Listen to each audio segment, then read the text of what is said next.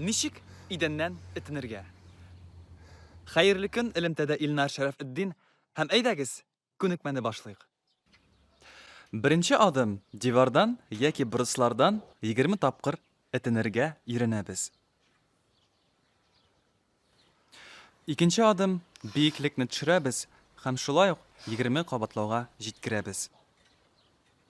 Беләкләр ныгыган сайын биеклекне төшерә барабыз. Хәрәкәтләрне тигез һәм сыйфатлы эшләргә тырышабыз. Өченче адым туры җирдә тезләргә таянып эшләргә иренәбез. Шулай ук 20 тапкыр. Һәм ниһаять, туры аяклар белән тиешлечә этенә башлыйбыз. Искә алынган адымнарны даими кабатлап торсагыз, нәтиҗә озак көттермәс. Шушының белән видео дәрес тәмам. Әгәр дә ул сезгә файдалы булса, әгәр дә ул сезгә ошаса, бәйләп үтергә онытмагыз. Чираттагы видео дәресләрдә очрашканга тиклем. Исәнлеккә.